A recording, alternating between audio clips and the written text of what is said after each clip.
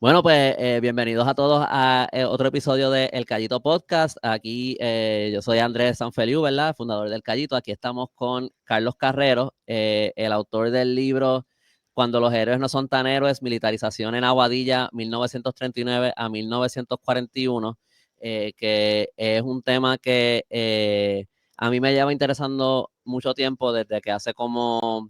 Creo que fue dos años, hace como 2 años, entrevisté a Mario de Rescate Playa Borinquen y él me habló bien por encimita de esta historia de cuando se estableció esta base y el desplazamiento, particularmente de lo que fue el poblado San Antonio en el área de Aguadilla, y desde aquel momento he tenido mucho interés en este tema. Así que nada, Carlos, gracias por estar aquí, gracias por sacar de tu tiempo para estar con nosotros hoy.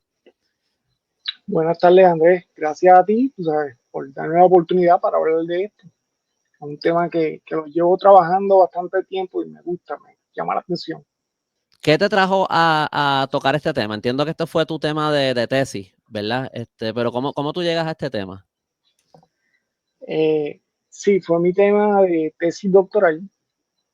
Yo suelo decir que hay temas dentro de la historia, hay historiadores que buscan temas, pero hay temas que buscan a los historiadores. Y originalmente este no era el tema que yo iba a trabajar. Yo iba a trabajar más del deporte, del surfing, iba a trabajar de la planificación, la área urbana y qué sé yo.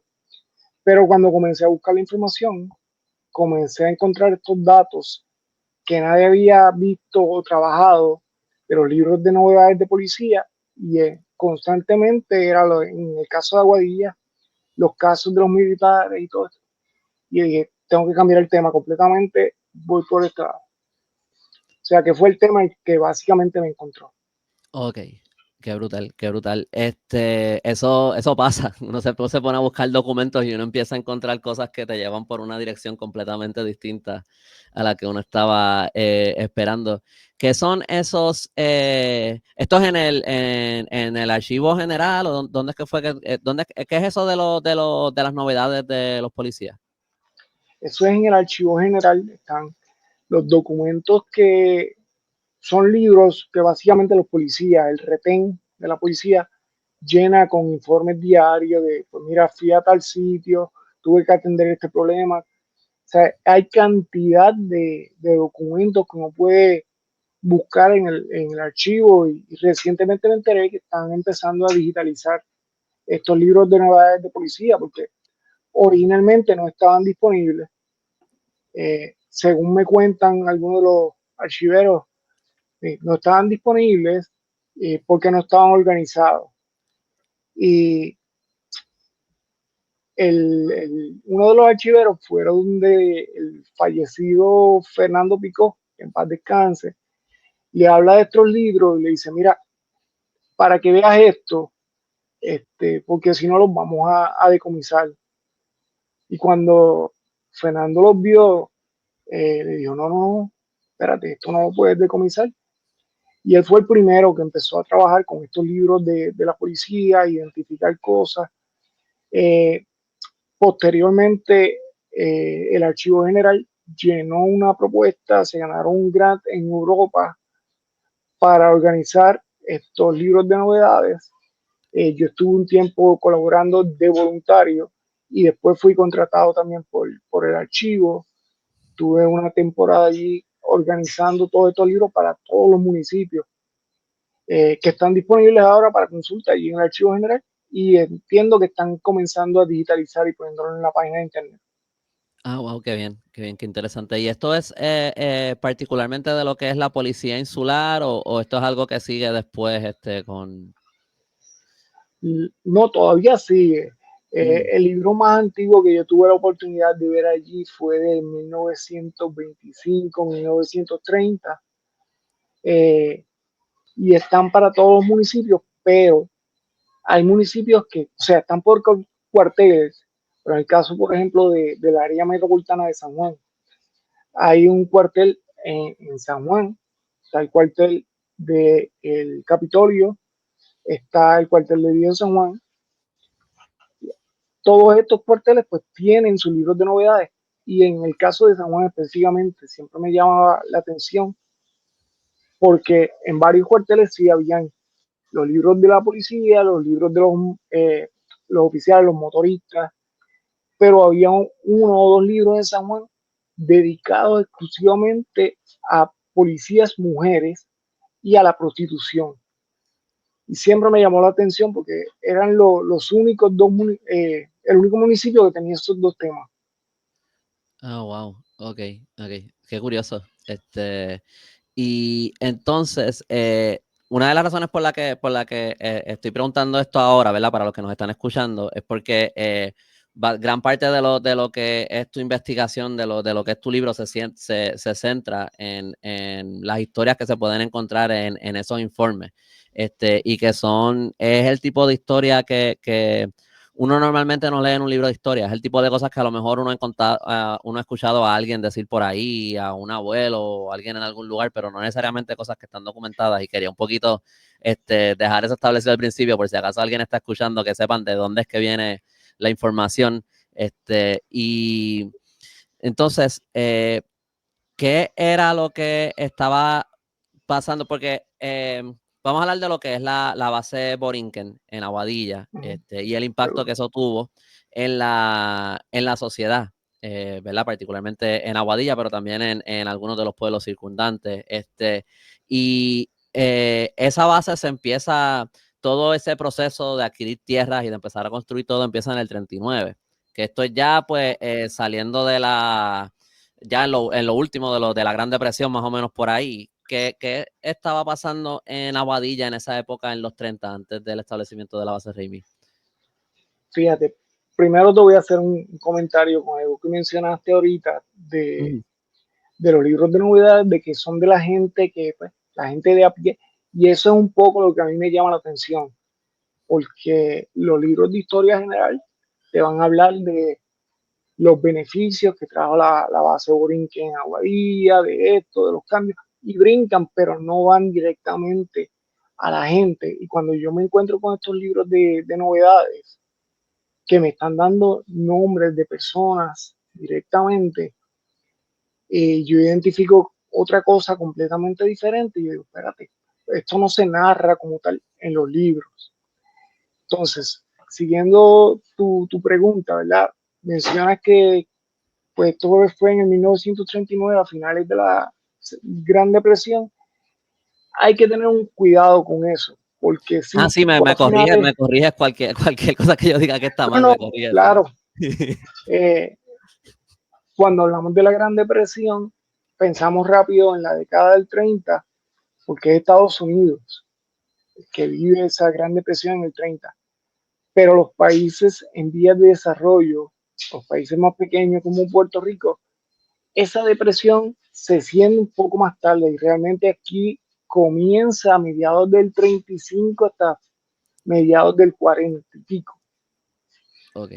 que en el caso de Aguadilla coincide con la Segunda Guerra Mundial y entonces había un interés eh, pues, por proteger el Caribe, algo que muchas veces no se menciona.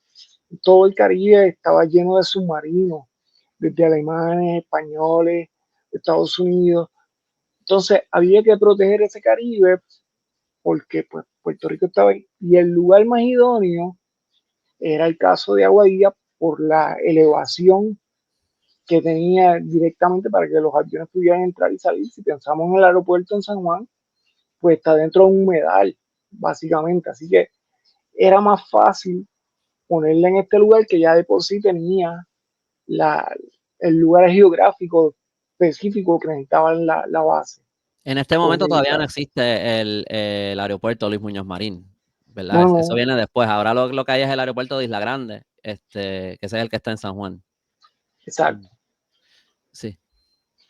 Y entonces también eso podría estar mal aquí, pero también ese terreno, a pesar de que es elevado, también es relativamente plano. ¿no? Como que también en ese sentido Correcto. como que es un buen lugar para hacer una base y para hacer una pista de aterrizaje, porque en Puerto Rico no hay tantos lugares que son planos.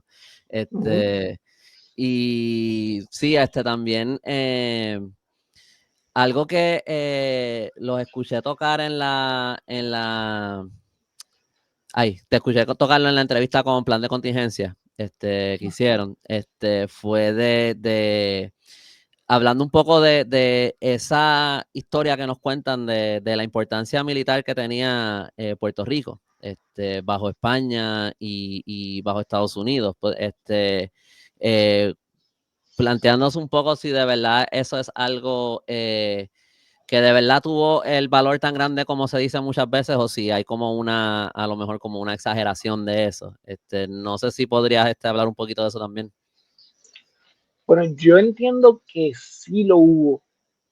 Lo hubo, quizás el valor actual no es el mismo, pero sí tenía un valor militar. Básicamente pensando que Puerto Rico está en el mismo medio, está cerca del canal de Panamá, en el medio, cerca de Estados Unidos y de Europa, es el punto más cerca, tú sabes. Si los aviones estratégicamente de Estados Unidos tenían que coger gasolina, era más fácil que pararan aquí en Puerto Rico para ir a Europa. Sí, sí, exacto. Sí, yo también me pregunto, por lo menos yéndonos para España, que hay digo, esto soy yo diciendo, podría estar mal, que parte del valor estratégico no era tanto lo que España iba a hacer con el territorio, sino que nadie se lo cogiera. Porque si otra persona Exactamente. controlaba, entonces ahí era que España tenía un problema. Y por lo menos eso es bajo España. Como tú bien dices, yo creo que va bajo Estados Unidos, yo creo que toma, algo de eso está ahí, pero yo creo que toma también otro valor, especialmente en el contexto de la Segunda Guerra Mundial. Y que uno ve también que lo que va a venir un poquito después del establecimiento de esta base es cuando empezamos a ver la llegada de estos submarinos nazis en el Caribe y toda esta cosa y todos estos problemas con los barcos mercantes. Y gracias por la aclaración con lo de la Gran Depresión. Yo puedo decir que yo he visto como unos videos que hay de los 30 en Puerto Rico y uno ve los videos son medio propaganda, pero a la misma vez las imágenes que hay, pues las imágenes son reales y uno ve niños muriéndose de hambre, que se le ven las costillas, que mosquitos para no hacer el tipo de videos que uno vería usualmente de cuando hacen un anuncio pidiéndote que dones para un país en algún lugar o algo así. Puerto Rico en los 30. Una cosa que en verdad es bastante impactante y que es algo que no sé, por lo general, no es el tipo de cosa que uno escucha tanto cuando se habla se habla que las cosas estaban malas y eso, pero no necesariamente es lo más que uno se imagina. Yo estoy hablando en términos generales, yo creo, no sé. Pero nada, pero ¿cuál era la situación en Aguadilla como tal en esa década, antes de que llegue la base Remy? Mira, me comentaste que estuviste leyendo el libro. Ujú. Yo entro un poco a hablar de Aguadilla, un trasfondo, eh, y me doy cuenta que en el caso de, no únicamente estuve trabajando libros de novedades, pero por ejemplo está el censo de riquezas, que está en la Universidad de Puerto Rico, y entonces el censo de riquezas es básicamente el censo agrícola de 1930, y ahí cuando uno mira a Aguadilla, sí, en el caso general de todo Puerto Rico, la agricultura estaba empezando un poco a decaer, pero en el caso de Aguadilla, cuando uno saca quizás el outlier de la caña, había muchos otros frutos. De acuerdo a este censo de riqueza, en Aguadilla se sembraba café, se sembraban plátanos. En esta área donde se ubica la base Borinquen, había mucha agricultura, siembra y todo esto.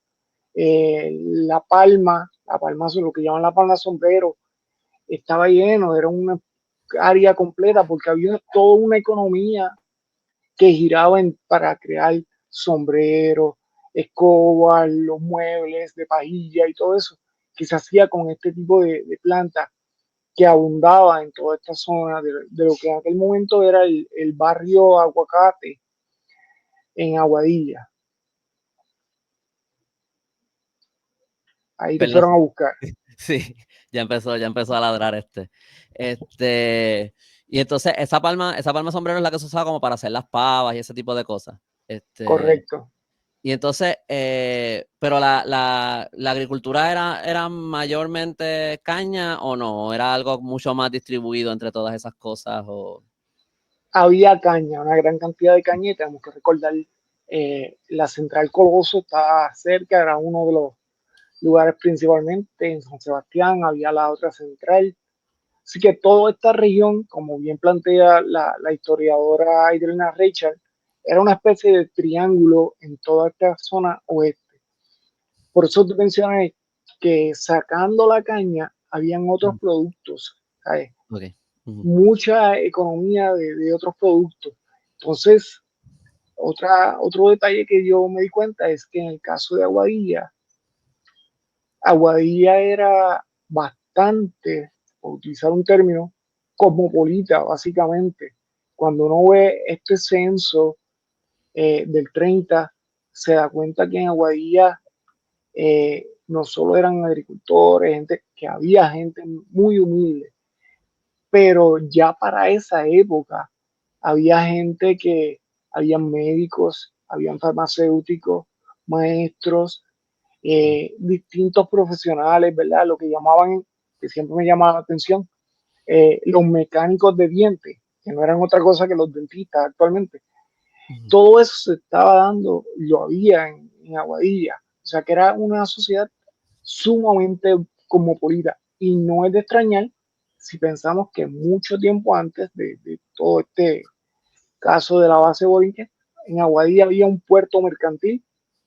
Entonces había mucho comercio, casas comerciales de alemanes, holandeses y sociedades. Yo estoy leyendo ahora un libro, estoy terminando de Benjamín Nieves, el doctor Benjamín Nieves, toca esta época y básicamente centrándose en las casas de comercio que había en Aguadilla. Y entonces llama la atención porque los nombres están arraigados. De repente, dos personas tenían una casa comercial, la cerraron, y entonces esta persona, uno de ellos se unió con otra persona aparte, hicieron otra casa comercial, so que a fin de cuentas eran las mismas personas que estaban montando una y otra vez distintas casas comerciales.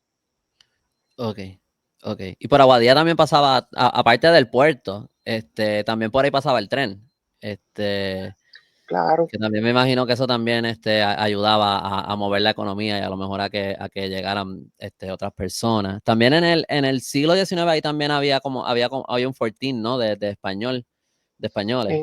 Sí, en el siglo XIX, donde lo que es ahora el área del Tamarindo, el Parterre, pues ahí había un fortín español. Básicamente era una batería, una guarnición, que habían soldados que venían, porque tenemos que tener en cuenta que no había un ejército per se, eran personas que vivían lejos y de repente los llamaban y bajaban acá al pueblo para defender O toda sea, que esta eran más como zona. milicias lo que... Ok, Sí, ok. eran grupos milicianos. Hace un par de años yo tuve la oportunidad de trabajar con la historiadora Idelena Richard y otro grupo de historiadores, Walter Cardona. Trabajamos el ataque de los ingleses en Aguadilla, hicimos una publicación sobre eso. Y entonces lo que estábamos hablando era precisamente que vinieron milicianos de Isabela, de Aguada, de Rincón, de Moca, llegaron a Aguadilla para defender ese ataque que estaba para repeler el ejército alemán que vino a Aguadilla. Ah, qué interesante. A los ingleses, perdón. Sí. ¿En qué año como para qué año fue eso más o menos? Eso fue finales del 1800. Ok. Digo, yo sé que aquí me estoy súper saliendo del libro, te estoy hablando de Claro. otras cosas súper fuera de lo que es lo que íbamos a hablar. Pero, nada, y entonces, En Aguadilla ya, algo que tú cubres en el libro es estos incidentes que ocurren desde antes que lleguen los militares, como que estos incidentes criminales, por llamarle de alguna manera, que ocurren antes de que se instale la base Borinquen. No sé si dije base Raimi ahorita, sigo diciendo base Raimi en vez de base Borinquen, perdón. Pero, ay, ahora quiere salir. No sé si podrías hablar un poquito de eso, de cuál era como que esa situación en Aguadilla. Sí, en el caso de Aguadilla, antes de que llegara a la base Borinquen, en ese trasfondo que yo estoy haciendo, mirando un poco la época, los libros de novedades de policía, pues me doy cuenta que el sistema, la Aguadilla había mucha pobreza. Entonces, aparte de todo lo cosmopolita que te dije que podía ser, Aguadilla había pobreza y algo que se ve constantemente en Aguadilla, vendedores o vendedoras de Bolipul, lo que ha trabajado Mayra Urrutia, se me escapa el apellido ahora mismo, que es un poco esa economía marginal, así que había mucha eh, venta de Bolipul directamente, había alcohol, había muchos juegos clandestinos, el juego de monte, el juego de cartas, de baraja, ¿verdad? De apuestas. Y claro, eso es comprensible si pensamos que la economía en el pueblo, en Puerto Rico completamente, estaba sumamente deteriorada, ¿verdad?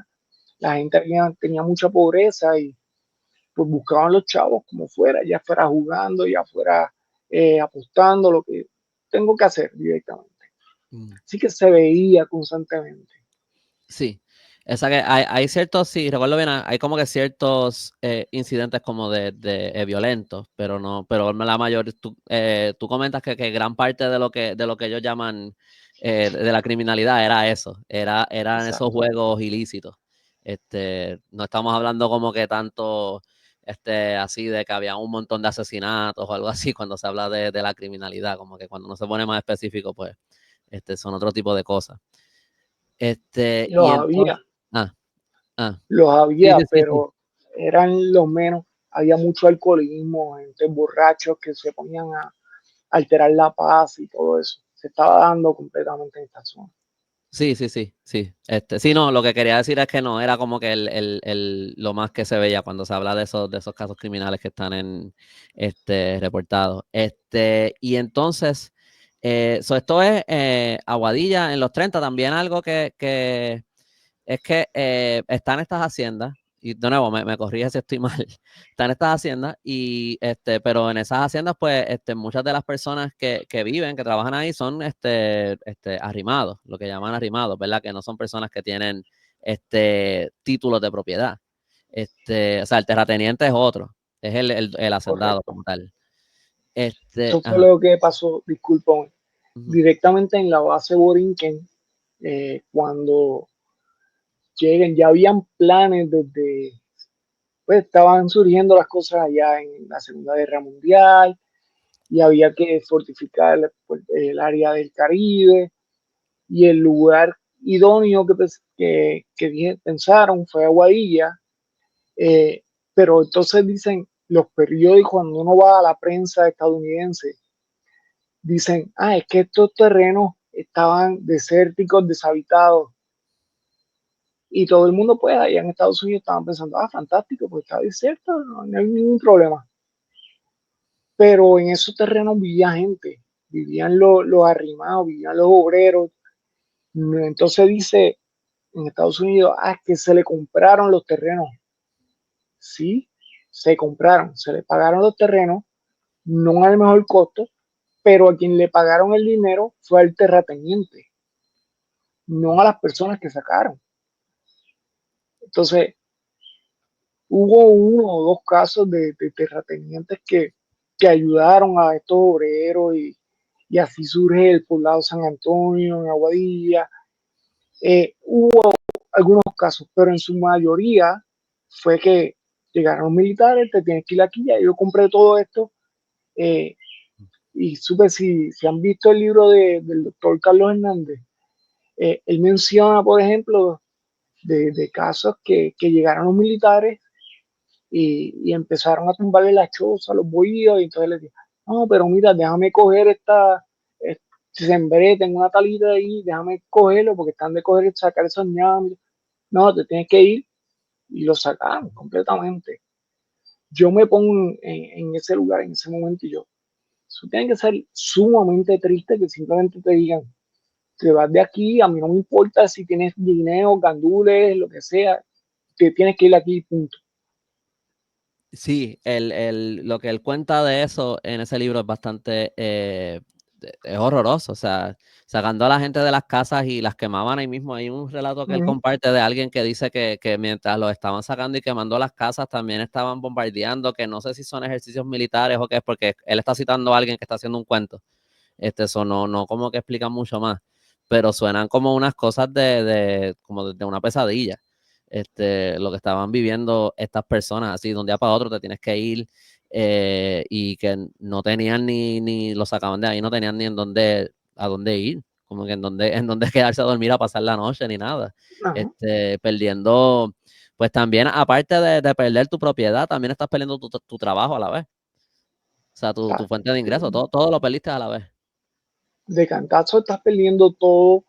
eh, no es de extrañar que lo que yo trabajo en mi libro se esté dando, aparte de que todos estos casos que yo me centro mayormente en el abuso de los militares a los aguadianos, pero también varios aguadianos se defendieron y entraban y robaban. Ya muchos después que hicieron las casas en la base de Borinquen, se metían, les robaban y todo esto.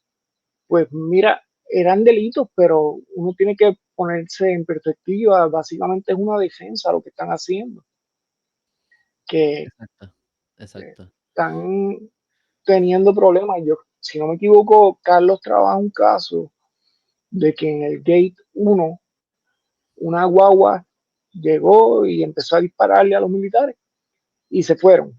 Y la guagua la encontraron en lo que hoy se conoce como el poblado San Antonio, pero no encontraron a las personas y ellos están denunciándole a la policía, mira, esto pasó y nadie nos dijo nada, nadie nos ayudó.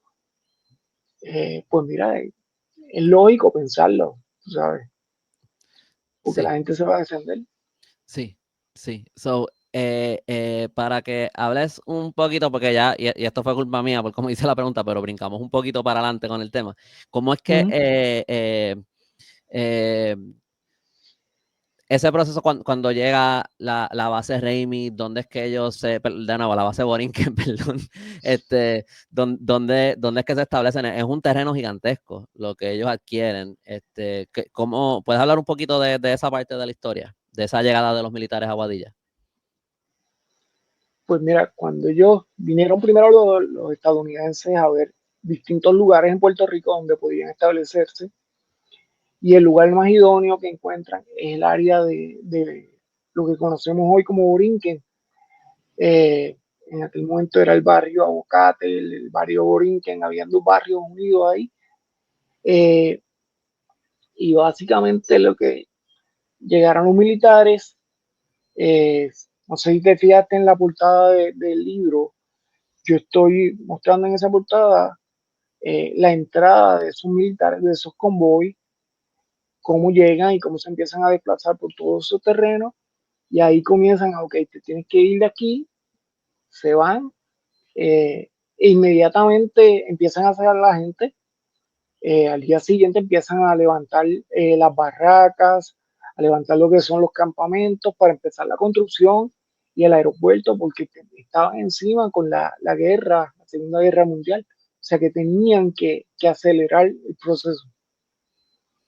Mm, Todo esto es sumamente atropellado, básicamente. ok, ok. Y esto empieza, esa parte de la construcción como tal, eso ya, y de expropiar los terrenos como tal, eso empieza ya en el 39, ¿verdad? Porque esto es bien rápido. Este proceso de ellos escoger las tierras y todo eso es como en verano, ¿verdad? De ese mismo año. Sí, Y ya como para finales del año ya esto está, ya esto ahí está hecho. comienza la expropiación, exacto, comienza la Sí. expropiación a finales del 39 y la construcción, todo ahí súper rápido. Sí. Y de repente también no me sé los números ni cuánto tiempo, ni cuán paulatino fue, pero en un periodo también bastante corto de tiempo, de repente empiezan a llegar miles de militares a Aguadilla. Definitivo, sí, comienzan, porque tan pronto comienzan a llegar los militares a construir, llegaron batallones de distintas partes a ubicarse en Aguadilla porque tan pronto estuviera el aeropuerto era de aquí que iban a brincar a Alemania, que iban a brincar a otros lados, básicamente. Entonces, eso, y me estoy adelantando, eh, marca un poco ponerse en el contexto también en Aguadilla, pues llegan todos estos extranjeros estadounidenses, pero hay que sumarle que todavía estaban los marinos que llegaban a Aguadilla, que eran extranjeros, entonces empiezan a llegar a la misma vez, pero en el contexto general, Puerto Rico, la economía estaba bien demacrada y pues empiezan a venir personas de distintas partes de la isla, de Humacao, de Nahuatl, de Fajardo, para trabajar en la construcción acá. O sea que cambia toda la idiosincrasia del pueblo porque empiezan a llegar personas extranjeras, personas que aunque son de Rincón, pues no, de Rincón, perdón, de Puerto Rico, no son específicamente locales de esa área y se enamoran y se casan y echan raíces en todo este lugar. Cuando no sé si has ido, sabes básicamente dónde está el área de la base, en la entrada de la base hay dos residenciales. Esos residenciales están ahí ubicados porque empezaron a construir casas para todas estas personas que vinieron de otros lugares de Puerto Rico a trabajar, que eran obreros, que tenían que vivir en algún lugar. Pues mira, los empezamos a ubicar en esta área aquí, porque no pueden estar juntos con los de los militares. Es lo que yo menciono, si viste un poco en la presentación, hablo de la apartheid, eh, y aprovecho el momento, ¿verdad? Cuando yo presenté el libro en San Sebastián, si no me equivoco, y entonces una persona allí me hizo una pregunta de que si el caso de Aguadilla era básicamente un ejemplo de un apartheid, y yo le digo que no, porque pues, no, la gente de los militares se mezclaban con la gente acá. Y después, cuando empiezo a leer, espérate, sí, sí, básicamente era un apartheid porque estamos hablando de que en un momento dado Aguadilla se convirtió al pueblo out of limit y los soldados tenían prohibido juntarse con ellos. El área de la playa bastante conocida del Crash Boat estaba dividida y la parte norte era para los aguadillanos, pero la parte sur eran los militares, básicamente. Y no podían cruzar esa frontera. Era como decir, este espacio está completamente apartado de nosotros, ustedes no pueden juntarse. Así que todo eso comienza a mezclar y no podemos, ¿sabes?, criticar que la gente venga y diga, pues mira, me voy a meter allá y voy a robar, voy a amenazar a tal persona, que sea esto, porque pues es obvio que se van a defender. Sí, sí, fíjate, eso de la apartheid que tú mencionas es algo que yo he pensado y no puedo profundizar mucho en esto porque no es como un tema que es súper indagado para poder, ¿verdad?, tocar los puntos súper bien, pero yo he pensado eso bien a grandes rasgos con el área de Puerta de Tierra. ¿Cómo le dan estos terrenos, cómo le dan permiso a estas personas esclavizadas cimarrones de estas otras colonias que no eran españolas que llegan a Puerto Rico? Pueden vivir aquí, pero al otro lado de las murallas, afuera de las Exacto. murallas y aquí, en la isleta. Como que aquí es donde ustedes tienen permiso para vivir. So, la otra gente vive adentro y ustedes viven afuera de las murallas. Que siempre es algo que como que he tenido en la mente desde ese momento, pero lo digo un poquito más como una pregunta, más que como un statement en este punto, pero es algo que he pensado también. Y algo que mencionas que me llama la atención es eso de cómo venían personas de toda la isla a Aguadilla a buscar trabajo. Me imagino que a lo mejor pasaron cosas similares en las construcciones de las otras bases, a lo mejor. pero que es algo que también uno ve, digo, que he leído de esa época con la PRRA, con el Puerto Rico Reconstruction, se me olvida lo que significa todo sí. y con el Civil Conservation Corps, que eran como estas 13. medidas que se crean bajo Roosevelt como para empezar a crear empleo durante esta crisis de la Gran Depresión y cómo había tanta demanda que aún así no podían, llenaban todos los puestos y todavía había personas solicitando y a veces se suscitaban conflictos por eso, por las personas que querían el trabajo también, pero pues no había espacio y no conseguían el trabajo de ellos y dentro de esta desesperación pues también se formaban conflictos por eso. Pero algo que pensé que a lo mejor, estoy pensando en los comentarios en YouTube que uno recibe a veces. Yo sé que a lo mejor hay cosas aquí que dependiendo de las, qué sé yo, las ideologías políticas de las personas o algo así, por decirlo de alguna manera, tengan, a lo mejor van a pensar, pero que estás criticando el ejército o lo que sea. Yo creo que esto, no creo que nadie aquí ha criticado el ejército por ahora, ¿verdad? Pero creo que hay una cosa aquí más universal, separándolo un momentito de todo lo otro que uno pueda ver en esta historia, y es que simplemente esto son unas sacudidas bien grandes socialmente, esto es un shock, o sea, de repente se adquieren un montón de tierras de cantazo, expropiando un montón de personas que de repente no tienen dónde vivir, no tienen ingresos, a la misma vez empieza a llegar un montón de gente nueva, o sea, estamos hablando de miles de personas que llegan de cantazo a este pueblo.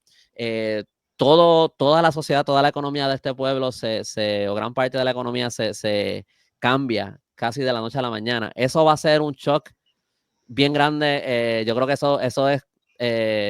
eso siempre va a pasar, yo creo. Sería bien raro que eso no pasara. O sea, creo que lo que estamos hablando ahora, pues es algo que si se hace una cosa de esta manera, y ya aquí yo adjudicándole opiniones y eso, pero como que de una manera tan irresponsable y tan desmedida, pues va a traer este tipo va a traer conflicto, Claro. diría yo.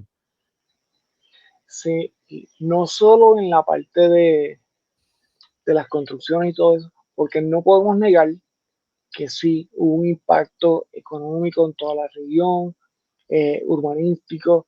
La PR2, por ejemplo, la carretera número 2, ¿cómo la conoce la gente acá? Pues es la militar. ¿Y por qué es la militar? Porque fue construida por los militares para conectar el área de Vega Baja, en Tortuguero, donde estaba el otro enclave militar, el aeropuerto de Mayagüez, que es un aeropuerto pequeño, pero fue construido, yo estuve viendo algunas notas del periódico, fue construido como un auxiliar del aeropuerto de Aguadilla. Es decir, que pasaba algo en Aguadilla, pues podían trasladarse en Mayagüez. Conectaba con el área de Ponce, la otra base directamente.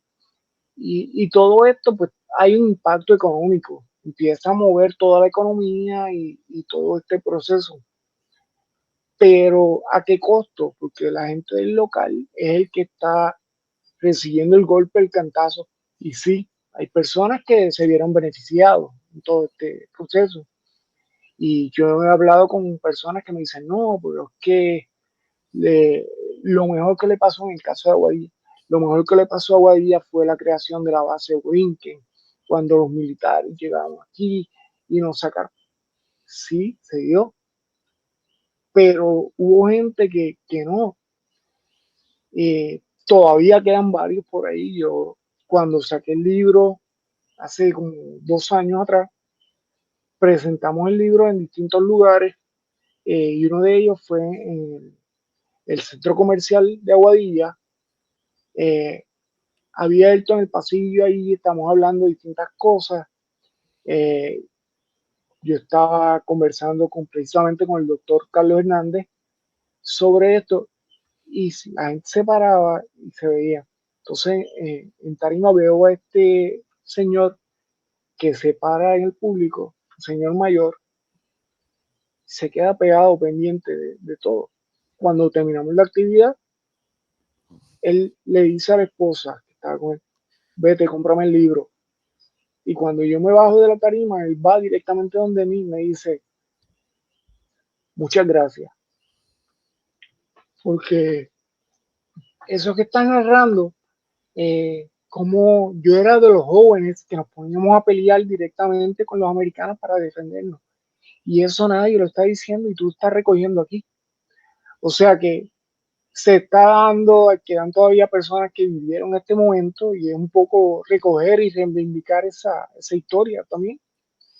Y se está dando en todo Puerto Rico porque cuando te mencioné, por ejemplo, el área de Ponce, pues dentro de la revisión que estuve haciendo de periódicos, pues había muchos casos de militares, por ejemplo, en Ponce, que unos militares se emborracharon en la plaza de Ponce en unas navidades, se robaron un carro, fueron a Yauco, allá dejaron el carro perdido, eh, en el área de Ponce, directamente en la plaza, se pusieron a disparar y cuando disparar hacia arriba y cuando la bala bajó, cogió un señor en el pie y o sea, todo esto está pasando. Si vemos en el caso de Tortuguero, hay muchas acusaciones de mujeres violadas por militares que estaban en Tortuguero. O sea, esto no es solo en Aguadilla, esto está dándose en todas partes en Puerto Rico.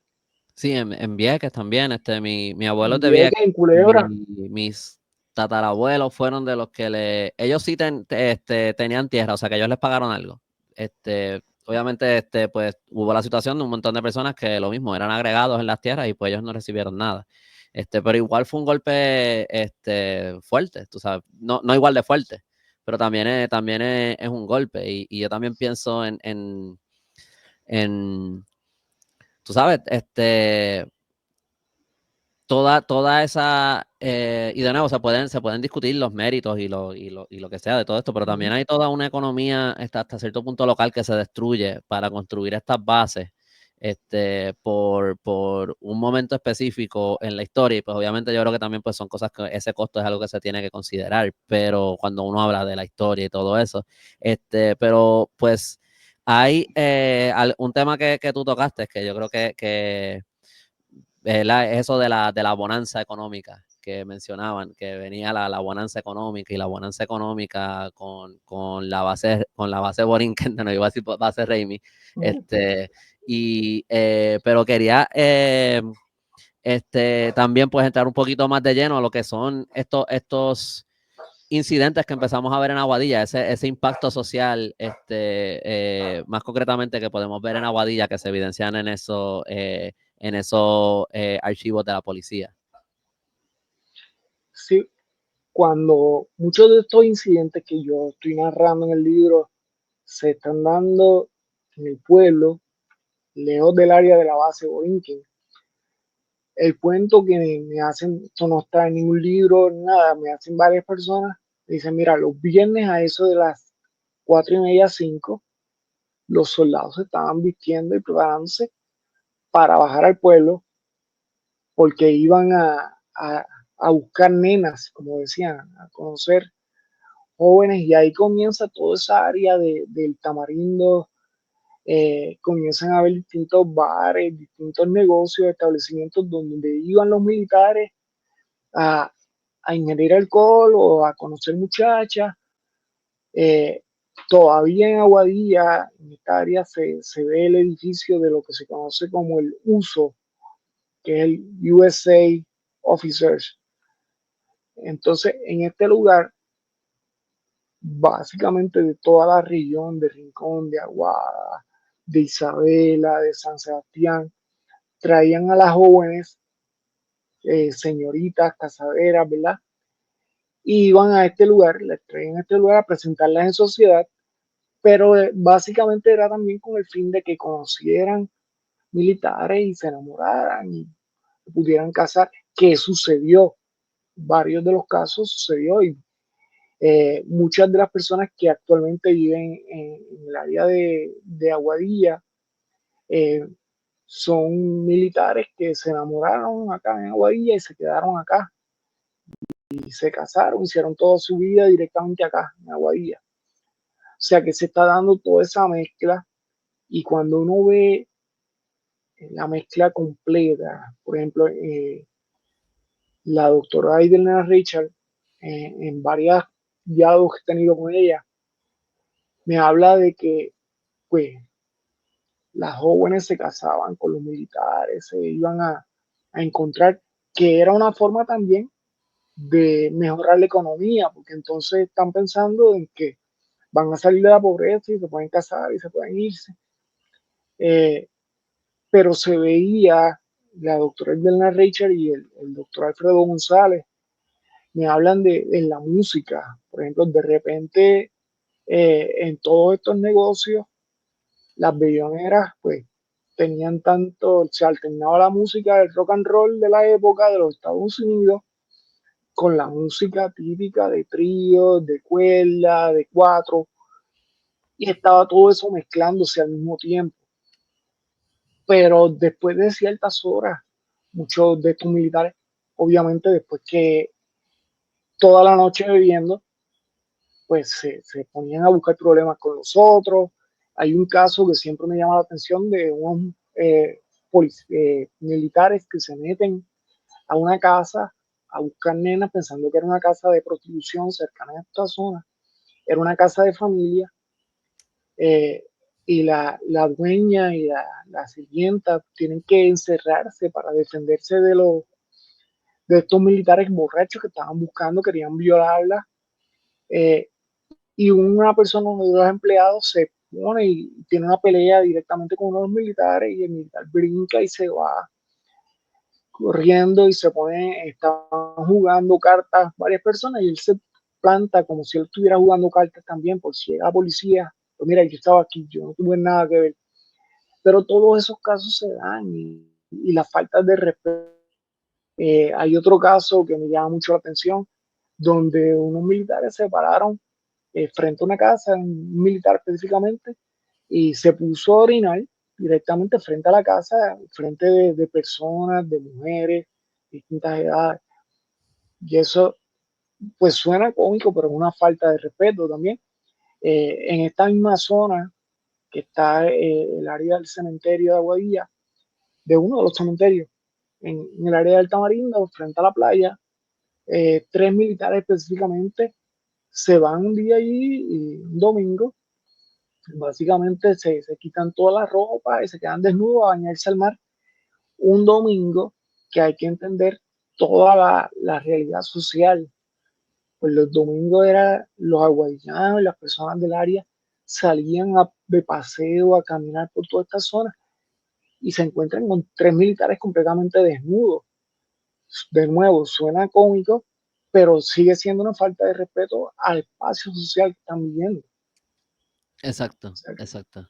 Sí, no, y también hay estos incidentes porque hay unos incidentes de violación también, aparte de los intentos, como del uh-huh. atentado, como el que mencionaste, o sea, hay unos cuentos bien horrorosos ahí. Y también hay uno, porque también hay unas peleas que se forman y eso. Hay una que me llamó la atención porque creo que, no me acuerdo los nombres ni nada, pero son dos militares que se meten en una pelea con un local, un civil. Uh-huh. Y parece que los dos militares son los que terminan en el hospital con heridas y el otro, que parece que cogió sus cantazos también, pero que él no tuvo parece que no salió con heridas que tuvieron que ser atendidas ni nada. Y que después de todo eso, ellos dijeron que eran amigos, pero que tú bien planteas como que probablemente eso fue lo que ellos dijeron para no buscarse revolución, para que esto no fuera un caso que siguiera, para salir de eso. Exacto, mira, mucho de lo que yo recojo ahí, como te dije, yo me estoy basando en los libros de novedades de la policía de Puerto Rico.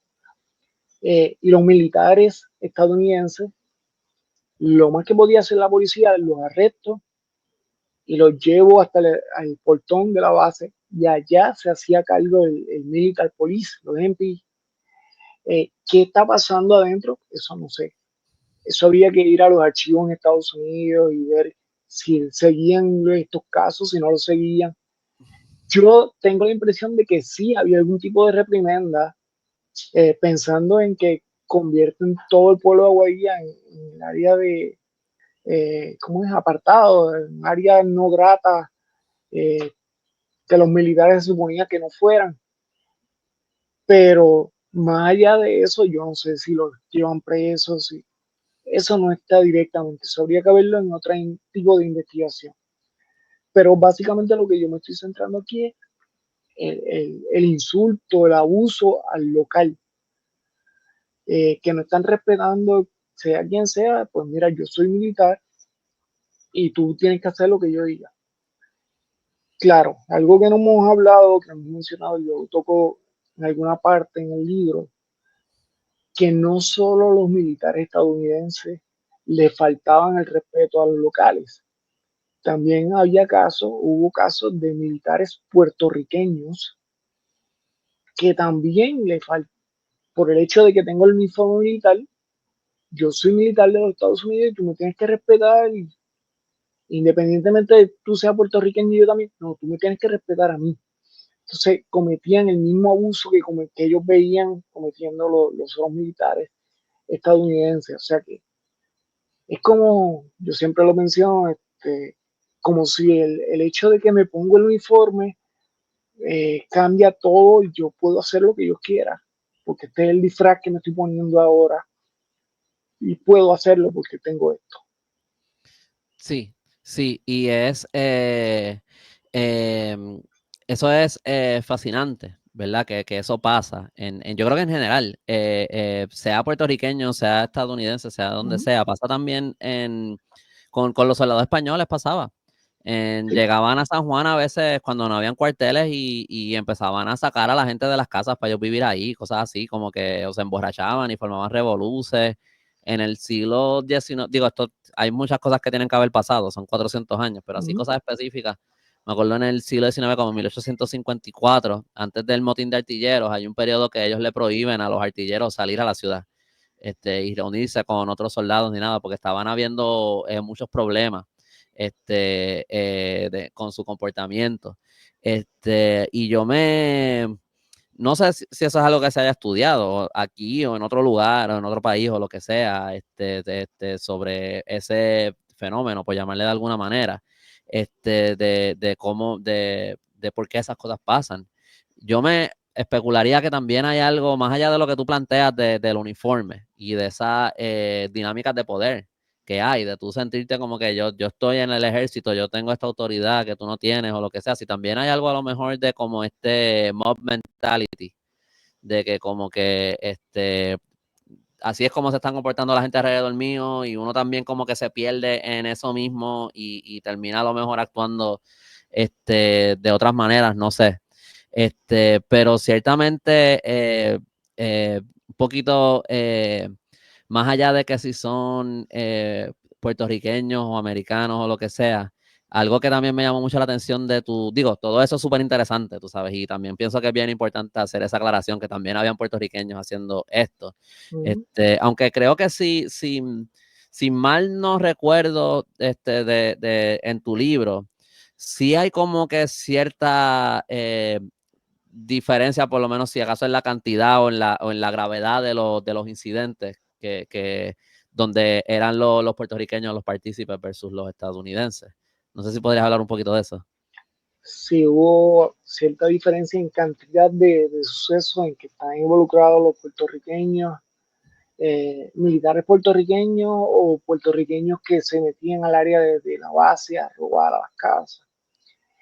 Hubo menos casos, pero sí los hubo. Si te fijaste en el libro, yo tomo todos estos casos y básicamente se acomodan en un apéndice, porque cuando estoy haciendo el trabajo, pues me dicen, no, no puedes mencionar todos los casos, porque tienes que explicarlo.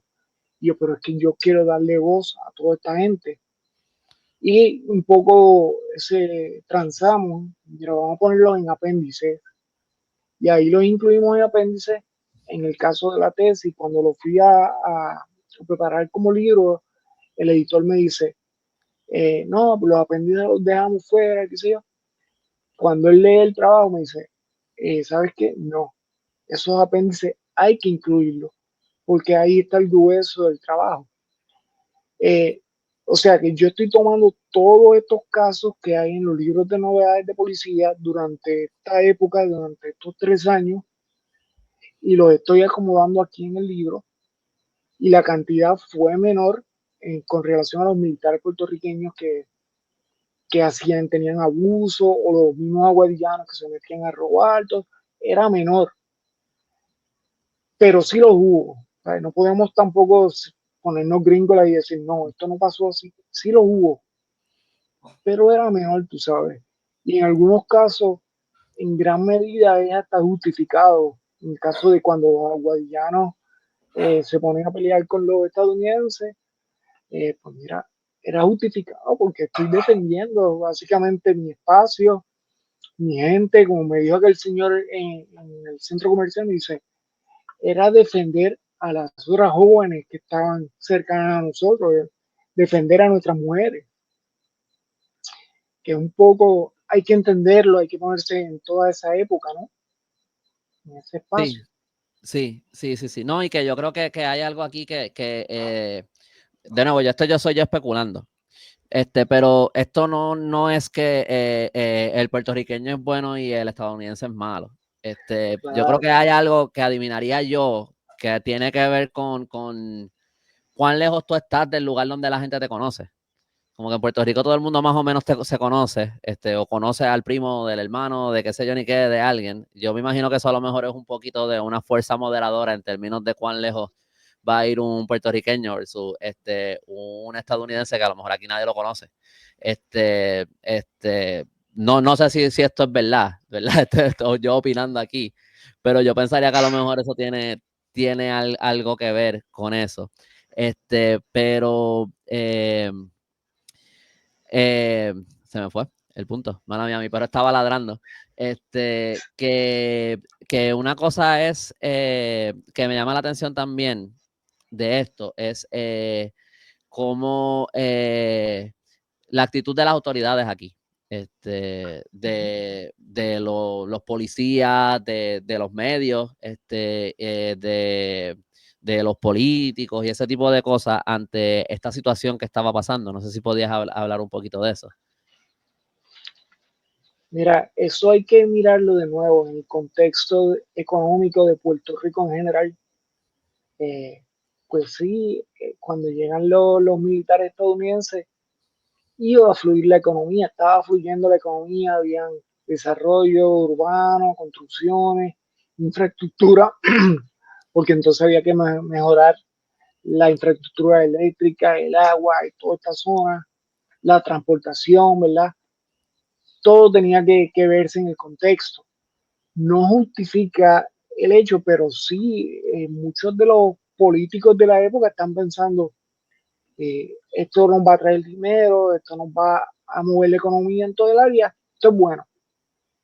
Eh, Algo que yo no trabajo y me encantaría trabajarlo en el futuro es ver los libros de novedades para otros pueblos en esta época, quizás Isabela, Aguada, porque en algún punto, no sé si te fijaste alguno de los casos, que menciono que llegaron unos militares en el tren que venía de Isabela hasta Guadilla, pero en el tren se emborracharon, en Isabela y todo, forman una pelea acá directamente cuando llegan a Guadilla.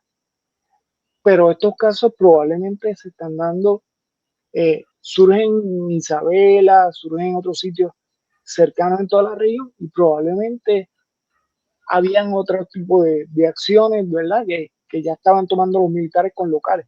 Obviamente yo estoy mirando solamente los aguadillanos, pero me encantaría mirar Isabela, Moca, Rincón, Aguada, a ver qué estaba pasando en esta época con los militares específicamente. Ok, sí. Eso sería súper interesante, como tú dices, porque hay mucha conexión a lo mejor, donde a lo mejor hay hasta los mismos actores, a lo mejor envueltos en distintos pueblos.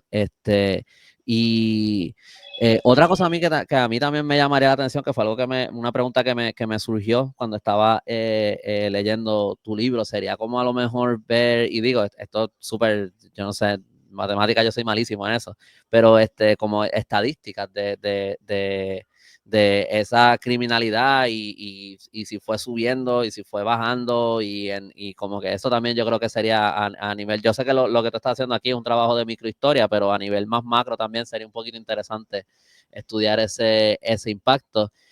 Pero que algo que tú comentas en el libro es sobre cómo la policía no necesariamente se metía mucho, cuando a veces sí, pero a veces como que no se metía tanto en estas cosas de ver quién fue que hizo algo o qué sé yo ni qué, cuando los militares le faltaban el respeto a los policías y eso, como que muchas veces uno no necesariamente es la misma respuesta que daría un policía si un civil hace lo mismo.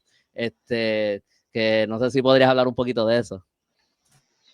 Sí, mira, también es comprensible porque pues, los oficiales puertorriqueños van a pensar, ¿para qué me voy a meter si como quiera se los vamos a entregar a los oficiales militares y nosotros no vamos a ver nada?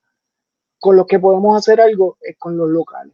Podemos evitar quizás una pelea con locales, podemos evitar alteración a la paz y todo esto, pero el gobierno de Puerto Rico no está dándole garras en ese momento a la policía para atender estos casos porque los militares son militares estadounidenses y aunque sean puertorriqueños, se ríen por el ejército de Estados Unidos, ¿verdad? Así que probablemente, y estoy especulando un poco, los mismos oficiales se dicen, mira, yo no me voy a meter a seguir con esto.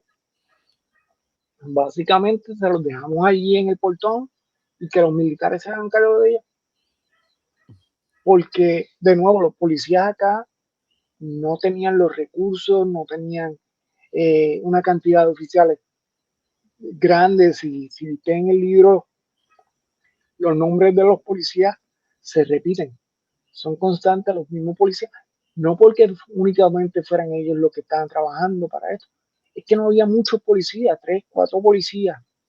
Hay un caso que a mí siempre me llama la atención de un oficial que se mete en una barra que de hecho era una barra ya al tiempo que la habían creado militares en su tiempo libre, estaban fuera del ejército y habían creado esta barra, este negocio, y se forma una pelea y llega este policía, según él está narrando en el libro, y dice que se tuvo que meter solo a separar la pelea y con la una mano sacó, echaba unos por un lado, con otra mano sacó el rotén y con la otra sacó el revólver. ¿Cuántas manos le salieron a este tipo? Eh, Él siguió como que, mira, hice esto, hice aquello, y lo saqué, la pelea. Pues hay que entender toda esa realidad, uno se ríe, ¿verdad? Pero los policías estaban como que agotados, cansados, mira, yo no voy a darle más importancia a esto, se los llevamos allá a los militares y que ellos se hagan cargo.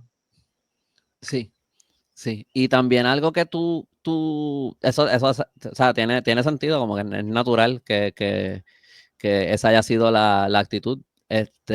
Y tú también mencionas algo, no recuerdo si lo comentas en el libro, pero lo comentaste en la entrevista con Plan de Contingencia, que es que cuando tú miras en los periódicos reportan incidentes con militares en otros pueblos, pero en Aguadilla como que uno o no ve ninguno o no ve mucho de eso en comparación. Sí, Ajá.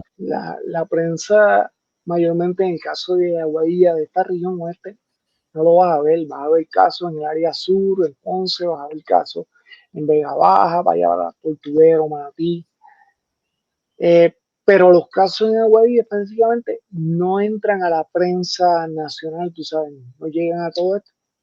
Tenemos que recordar también que los periódicos en esta época estaban localizados mayormente en el área metropolitana.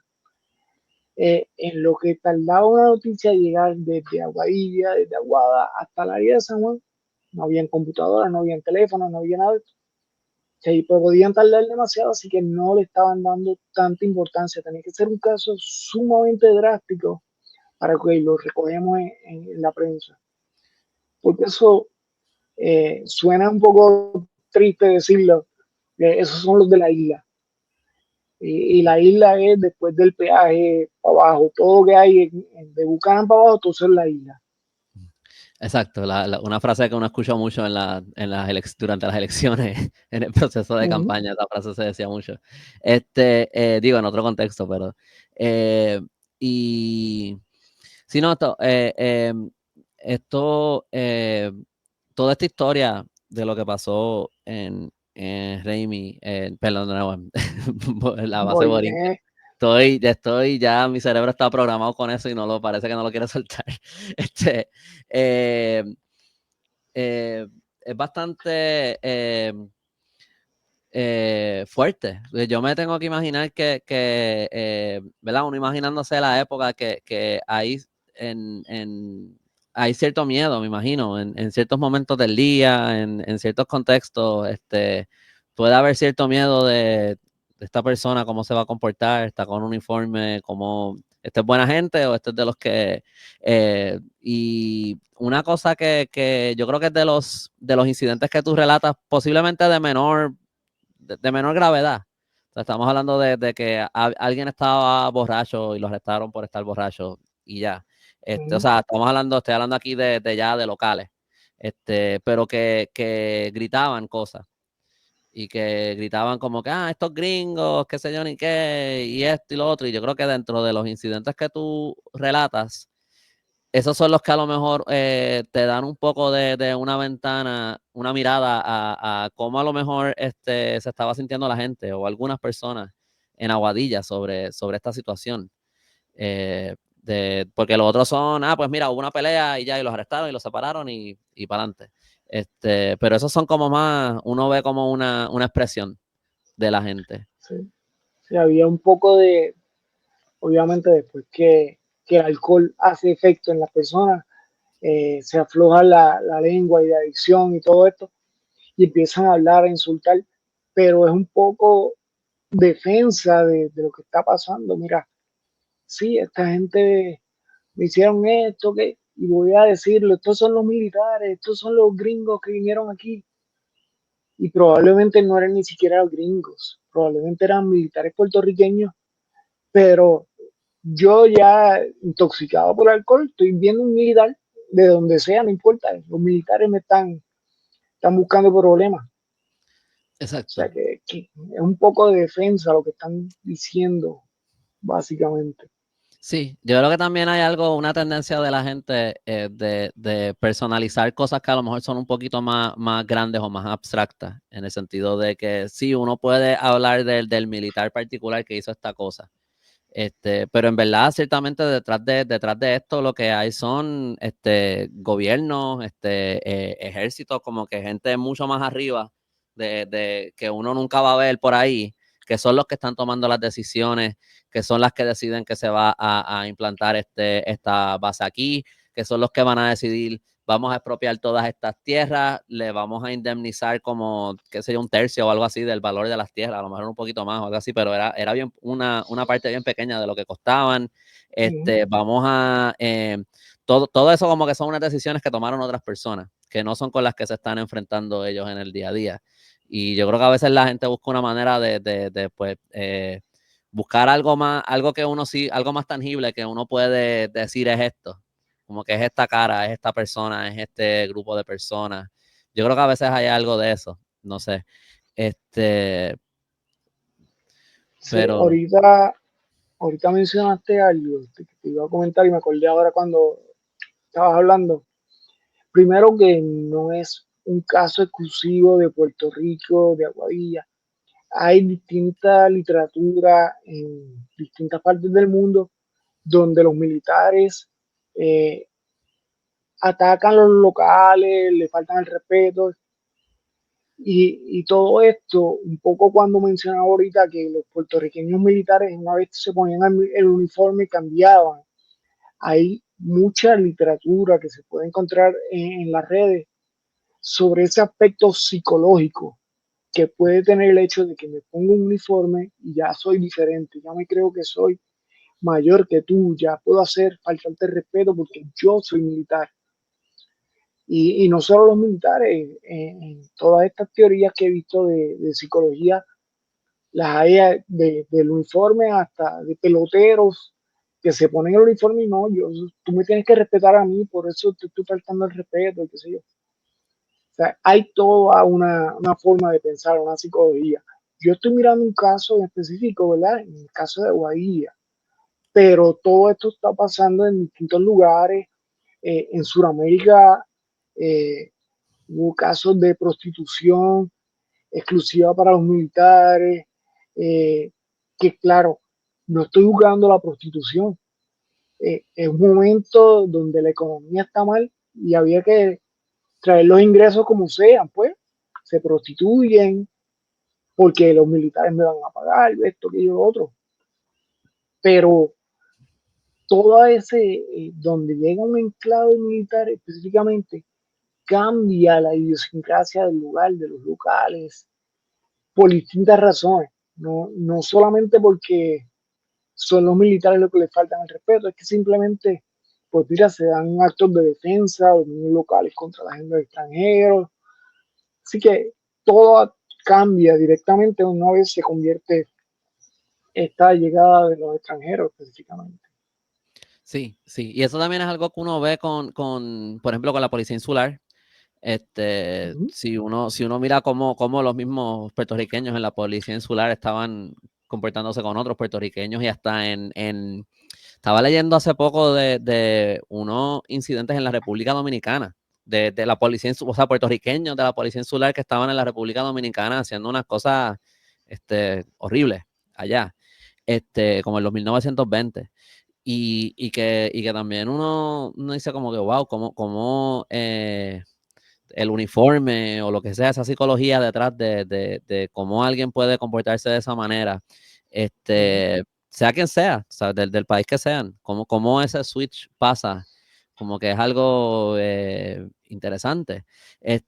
Algo que te mencioné antes de empezar a grabar, que me interesaba tocar también, es que tu libro se enfoca en lo que son las microhistorias. Y eso es algo que a mí me llama mucho la atención, porque estás tocando los temas, estás contando las historias que casi nunca se cuentan.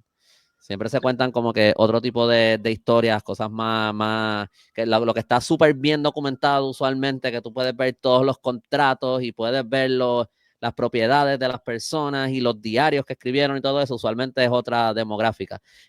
Y quería preguntarte, eh, ¿qué es la microhistoria? Porque yo pienso que alguien que a lo mejor no está tan inmerso en lo que es la historia todo el tiempo estudiando libros de historia, a lo mejor a lo mejor le interesaría saber lo que es eso. Mire, cuando hablamos de historia, pensamos en los libros de historia general, en las clases, en las escuelas, que son aburridísimas, ¿verdad? Con este montón de fechas, de nombres, pero son historias, no profundizan tanto, que como quiero abarcar todo el tema, pues voy a hablar general, ¿verdad? Básicamente, ya lo dice la palabra, voy a hablar del general del tema. Pero en el caso de la microhistoria, yo estoy yendo específicamente a una persona, a un pueblo, a un lugar en específico y estoy tomando eso como un caso de estudio y estoy investigando lo más que pueda de eso. Obviamente en un libro de historia general no puedo incluir todos esos casos porque sería un tomo enciclopédico y no se puede. Eh, pero la microhistoria, la historia social, va más al específico, a la persona. Yo actualmente estoy trabajando en otra investigación eh, con relación al pueblo de Rincón, específicamente, en una época un poco antes de esto.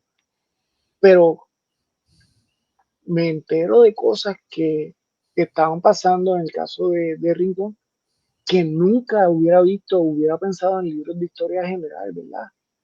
Eh, Nunca hubiera pensado de casos de la huelga, la gran huelga de la cañera en Puerto Rico. Pues mira, aquí hubo directamente, y probablemente en Moca, en Aguada, en Aguadilla hubo también otros sucesos, pero eso ya es el micro, ya es a esta historia únicamente del lugar. Es más fácil que te hablo de general, de qué está pasando en Puerto Rico completo, y no voy al punto específicamente, que es lo que se enfoca más que nada la microhistoria y la historia social de esta persona en específico, de este suceso, cómo cambió. Olvídate de cómo fue en general para Puerto Rico. Sí, la economía de Puerto Rico estaba mal, pero en este pueblo, ¿cómo estaba la economía específicamente? Así que lo micro va a ir a eso, a ese espacio de la persona, y se va a preocupar por darle voz a los que no tienen voz, como yo digo, porque pensamos mayormente en los ilustres, en las grandes personas, pero aquí en Puerto Rico había en tal lugar, había tal persona, doña aquella, qué sé yo, eh, que tuvieron situaciones específicamente. Y darle esa voz para mí importante, que es lo que hace la microhistoria y la historia social. Y tú dirías que, curiosidad que me surge ahora, estudiando la microhistoria, hay, en términos de cómo es ese proceso de investigar o la metodología, o como sea que se le llame, ¿tú crees que hay diferencias entre ese tipo de investigación versus investigar la historia, otro tipo de historia, o es más o menos lo mismo, simplemente que lo está como que es mucho más hiper enfocado en un tema? Yo creo que tiene que ver un poco con el enfoque del historiador, la mirada que está dando. Yo tengo otros colegas que hablan de historia general y de esta historia grande, ¿verdad?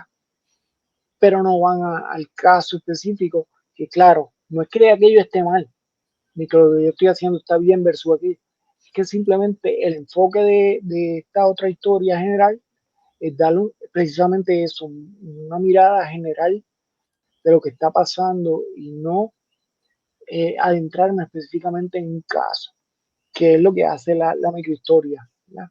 Así que ahí esta diferencia, no podemos decir una es mejor que la otra, todo depende del enfoque del historiador y lo que queremos eh, dar a relucir, ¿verdad? Porque obviamente hay cosas que yo no toco en el libro, las hablo quizás por encima, pero todo esto se está dando en el contexto de la Segunda Guerra Mundial, de que el Caribe, la economía en Puerto Rico estaba mal, todo esto está pasando. Yo no entro en ese tipo de historia, yo voy más al específico, que es bueno que quizás echarme hacia atrás y mirar qué está pasando en el mundo, en el Caribe, para pues tratar de entender, esto pasó aquí por esto otro. Sí, sí.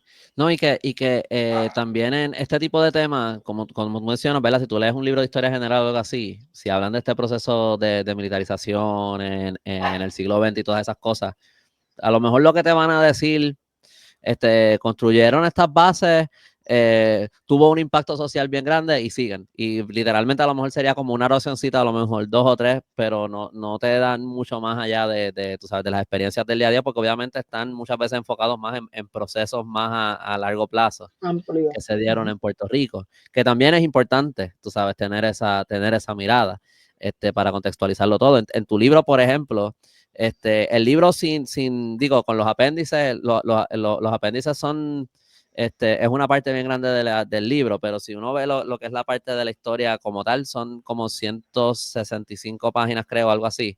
Sí, Pero tú tienes 13 páginas de referencia. O sea, un libro que es bastante, que en términos, es fácil de leer, pero la cantidad de investigación que hay detrás de esas 165 páginas es bien grande. claro. Pensemos que, de nuevo, esto era una tesis, era un ejercicio académico y tenía que tener todo este trasfondo de historiografía, teórico y todo esto. Y hay que, esta teoría que no tiene que ver directamente con lo que yo estoy trabajando, pero hay un pedazo, una parte de esta teoría que le explica este suceso. Entonces tengo que conocerla, tengo que leer también sobre eso, Sí, que es un poco lo que yo quise estar haciendo, eh, o estuve haciendo quizás al principio. Este trabajo tomó mucho tiempo, quizás algunos 10 años como poco, pero gran parte de ese tiempo fue leer de otra gente que estaban diciendo, y entonces llega el proceso de snowball, ¿verdad? Alguien te dice, no, eso que estás hablando ahí, tienes que revisar este otro libro, y entonces tengo que parar para revisar aquello otro, para volver acá y traer ese contexto, ¿verdad? Wow. ¿A ti te tomó 10 años hacer la tesis? Bueno, en alta iba por lo menos el doctorado completo, Ok, ok, porque ok. si obviamente uno toma pausa, aunque yo seguí corrido estudiando, pero se toma tiempo como que, mira, estoy investigando esto hasta que no llegue a este otro. Yo utilicé archivos no tradicionales, si te fíjate, yo visité, sí, estuve en el archivo general, pero ¿qué fue lo que utilicé del archivo general? Los libros de novedades de policía que nadie trabajaba, pero visité el archivo Luis Muñoz Marín, estuve visitando el archivo, tiene el nombre de Archivo Histórico de Aguadilla, pero es lo que se llama el archivo legislativo, básicamente, para ver unos casos específicos en la época, ver cómo se está dando todo esto. Estuve visitando el depósito o archivo de el CRIM, que hay toda información de las estructuras, cómo fueron cambiando, todo. Así que yo utilicé archivos que normalmente no son los que suelen utilizar en muchos trabajos de historia, sino que me fui moviendo a otros lugares. Y un poco esto se nutre de historia oral, ¿verdad? De los cuentos de mi abuelo, de mi tío, que eran de este lugar, un poco amarraba. Yo creo que eso fue lo que me movió directamente a este tipo de historias, sino que eh, de repente leía algo en alguno de los libros. Espérate, tú me acuerdas lo que me contó mi abuela, lo que me contó mi tío. Entonces empiezo a atar cabos, ¿verdad? De un lado y de otro, y eso fue un poco lo que me movió a trabajar esta historia social, básicamente, historia de microhistoria. Sí, y que eso, eso me imagino que tiene que ser una experiencia bien, estar leyendo estos documentos y tener esa memoria de lo que uno ha escuchado, ir conectándolo debe ser una experiencia interesante también. Una cosa para alguien que nunca se haya metido en un archivo, este, eh, eso no es como buscar en Google, que tú buscas algo Ajá, específico y te aparece y tú puedes averiguar si hay información o no de un tema en la internet en relativamente rápido. Pero en el archivo es uno más o menos, mira, yo creo que aquí a lo mejor hay algo y uno abre la caja y uno se pone a leer un montón de documentos a ver qué es lo que hay que es relevante para la investigación de uno y uno tiene que pasar por un montón de cosas también que a lo mejor no tienen nada que ver, que y son eso es procesos otra que toman historia. mucho tiempo. ¿Ah? Eso es otra historia. La primera vez que yo fui a un archivo, Uh-huh. llegué con el concepto, ¿verdad? Ya preconcebida de que yo llego allí y voy a pedir información de esto y me la van a dar. Y claro, yo soy del área oeste, voy al archivo general en el área de metropolitana, en Puerta de Tierra. Y, pues, chequéate aquí en este inventario cuáles son las cajas que tú quieres. La primera vez yo dije, pero ok, empiezo. Esta, van a buscármela. Ok, te lo voy a sacar para la semana que viene. Y yo, ¿cómo para la semana que viene? O sea, yo di un viaje de Rincón para San Juan y tú me dices que tengo que volver la semana que viene para buscar estas cajas para, si tengo suerte, encontrar algo ahí que me ayude. El proceso de búsqueda historiográfica eh, es más que nada arqueología histórica, ¿verdad? Porque hay que meterse y sí se da el proceso de que a veces los documentos están donde menos te esperas, te vas a encontrar información, ¿verdad? Porque en el caso de cuando yo estuve visitando el CRIM, eh, yo no pensaba que me iba a encontrar tanta información ahí. Estuve casi una semana o dos metido en el CRIM.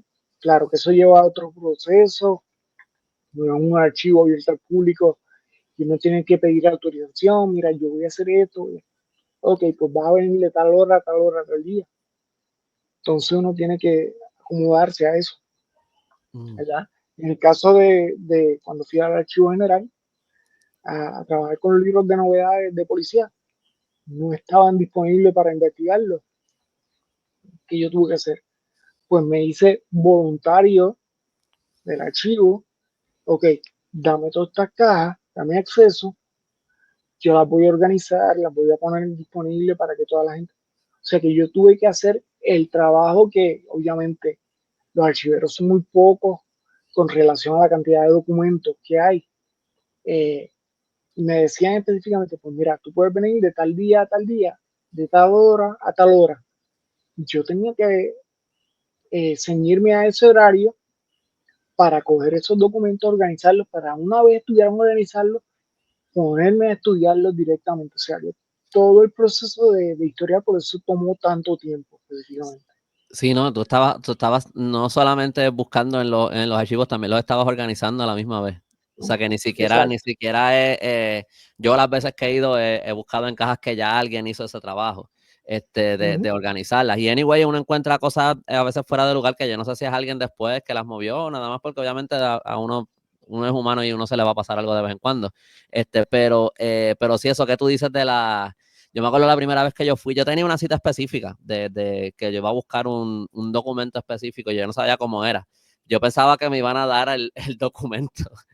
Yo no sabía que me iban a dar una caja con un montón de documentos y uno tiene que ponerse ahí a ir uno a uno a buscar, a ver si lo encuentras. Y entonces también uno que entiendo también que ellos, o sea, es una manera de ellos para mantener un control también, sí que se les forma un revolú. Pero uno solamente puede pedir hasta 3 cajas a la Uh -huh. vez y solamente si son del mismo fondo. Y entonces a veces yo quería pedir 2 cajas, pero eran de fondos distintos. O sea que eso significa que tengo que ir en 2 días, tengo que pedirlas en 2 momentos Diferente. distintos, ir en 2 días distintos. Que el proceso, ese trabajo que tú estabas haciendo, porque yo lo he hecho a una escala bien pequeña, las veces que yo he ido al archivo. Nada, no se compara para nada como el trabajo que tú hiciste para este libro. Pero yo me imagino que eso fue una hazaña monumental, ese proceso. Sí. Y uno tiene que ceñirse un poco a las reglas del lugar. Algo que no te dicen en las clases, vas a ir al archivo, pero en el archivo tiene sus reglas, no puedes pasar bulto, no puedes pasar lápiz, ni libreta, ni nada, solamente una hoja suelta quizás para tomar notas. El bulto lo vas a dejar en tal sitio, no puedes pasar todo acá. Y de primera intención choca, pero es que yo necesito tener todo cerca. No, es que tiene que haber unas reglas para estos documentos y por eso es que tengo que ir un día y otro día y después yo estuve trabajando como tal, te había mencionado, estuve una temporada trabajando en el archivo general y la primera vez que yo fui me molestaba porque yo pedí una caja y dije, ¿por qué me la vas a dar otro día? Tengo que venir la semana que viene. La primera vez que empecé a trabajar y me llevan al depósito, eran 3 depósitos y cuando abren las puertas de aquel depósito eran anaqueles y anaqueles, 2 pisos llenos de anaqueles, de documentos ahí. Eso es como Indiana Ya Jones entiendo, cuando... sí, ya entiendo. Entonces, cuando me dan ese primer tour, pues mira, hay otro, lo que es la bóveda. Y yo, la bóveda, subo a la bóveda, me llevan, son documentos que son aparte y están con un tipo de clima diferente, la luz está regulada y todo eso. Me dice, esto no es posible. Y ahora entiendo el por qué me están diciendo, poniendo tantas reglas, porque es que es necesario. Sí. Una persona sola, de los pocos empleados que hay, qué sé yo, 3, 4 personas tienen acceso a los archivos, a los depósitos como tal. Entonces, si esa persona, a todo el que va pidiendo cajas, tengo que ir 1, 2, 3 veces al día a buscar cajas para hacerlas disponibles, pues no, eso va a tomar mucho, mucho tiempo. Y hay que entenderlo y eso no te lo dicen en las clases. Sí, ¿no? Eso O cuando uno sea, a llega mí ahí es me... diferente. Sí, sí, no, eso tiene todo el sentido del mundo, que tengan esos límites. Pero sí para la persona que a lo mejor coge el libro de historia y lo lee, y no sabe, a lo mejor no tiene un contexto del trabajo que hay detrás de todo eso. Última cosa sobre el tema de la base borinquen, por lo menos de mi parte, algo que me llama mucho la atención cuando se habla, pero ya está un poquito más a grandes rasgos, pero de ese impacto en la sociedad en Aguadilla, es que esto de que ellos llegan, adquieren esos terrenos, sacan, expropian todas estas casas, a la misma vez que como tú estabas mencionando, empieza a venir gente de toda la isla a buscar trabajo allí. De repente hay un montón de gente que se quedó sin hogares y sin trabajo, y de repente hay otras personas que están llegando al mismo lugar buscando que necesitan vivienda y en busca de trabajo. De repente es como que se redujo la cantidad de viviendas, pero aumentó la población drásticamente, no solamente de los militares, porque a ellos sí les están haciendo las casas allí en la base, pero fuera también. Y de repente, pues entonces también hay como unos como que hay unos, no me viene la palabra a la mente, mala mía, pero como que estos conflictos entonces en términos de que hay como de cierta manera es como que una cosa que se canibaliza a sí misma, de cierta manera, como que hay esta desarrollo económico por un lado, si se quiere llamar así, hay personas que de repente tienen trabajo y hay otras personas que de repente lo perdieron todo y no tienen, y menos posibilidades tienen ahora de encontrar dónde vivir y dónde trabajar mientras están llegando estas otras personas. Que eso también tiene que haber sido una situación bien, bien frustrante para las personas que allí. Sí, mira, yo en mi caso no me gusta hablar mucho de mí específicamente, pero cuando yo entré a estudiar el doctorado en historia, yo provenía de un bachillerato en sociología, de una maestría en planificación urbana, Mm. y entonces muchos de los historiadores me estaban viendo como que tú no eres de aquí, pero los sociólogos o los planificadores tampoco me estaban viendo como que yo soy parte de ellos. Pero todo eso me ayudó a pensar, a comprender muchas de estas cosas. Así que todo eso que estabas mencionando, de que vino otras personas de un lado para otro, pues mira, la forma de comprenderlo es lo que en sociología se llama el melting spot, la olla de presión, porque está viniendo gente de distintos lugares con distintas formas de pensar, con distintas fe religiosas, todo esto en un solo lugar.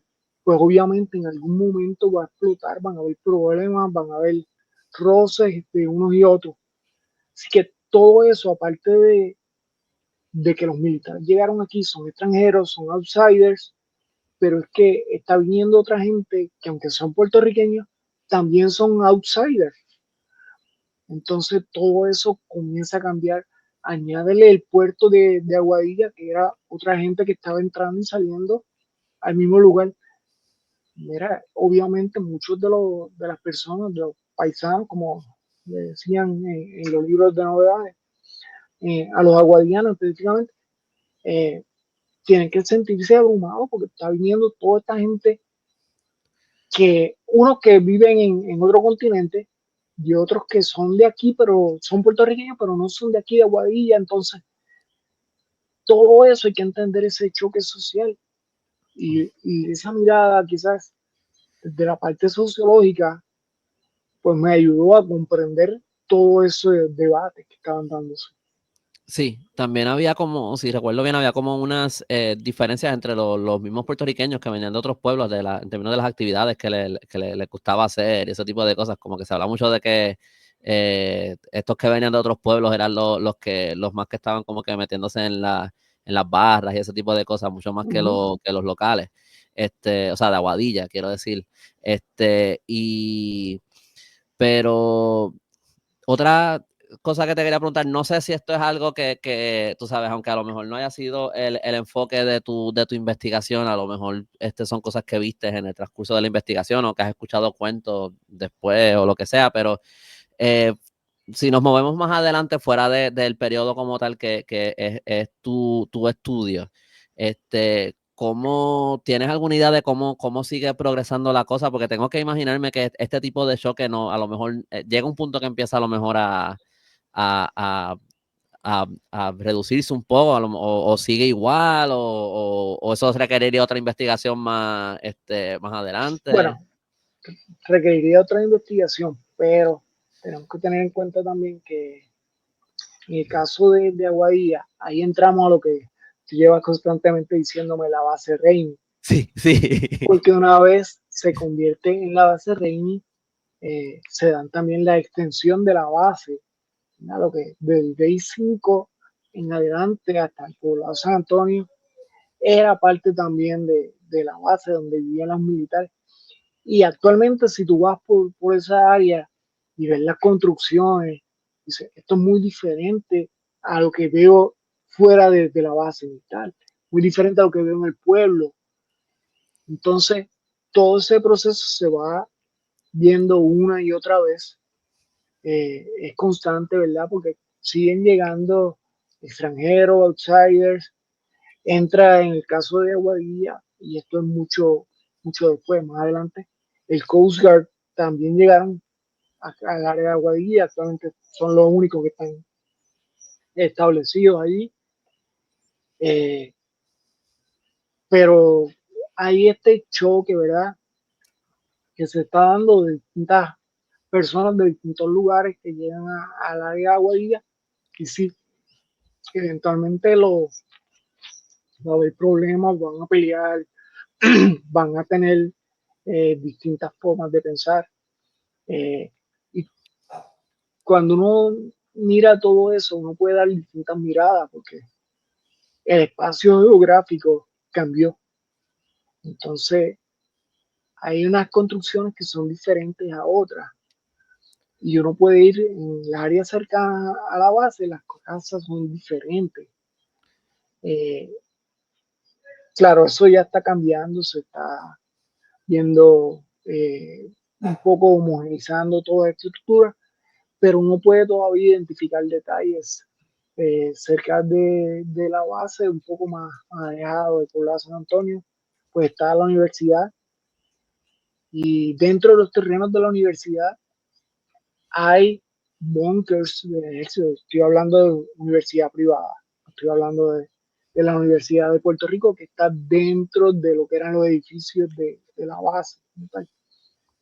Pero en la universidad privada, en estos terrenos, también hay bunkers, hay cosas que están, ¿cómo lo hicieron? Está bien cercano a lo que es los canales de riego, en la que van hasta los terrenos donde está la estación experimental de la Universidad de Puerto Rico de Mayagüez, pero están en Aguadilla, y todo eso, esa infraestructura se está cambiando directamente, pues a raíz de todo este proceso militar que está dando en Aguadilla y en la región. O sea, hay que verlo, sacarle un poco de contexto grande y ver, mira, ¿qué está pasando aquí? ¿Cuándo hicieron esto? Esto nunca lo había visto. Tú mencionabas ahorita, por ejemplo, el caso de las 13. Yo estuve un tiempo trabajando con las 13 en el área de Maricao, y de repente me encuentro estructuras completamente diferentes en esta zona. No, pues aquí cuando llegaron los estadounidenses, los americanos, hicieron estas estructuras.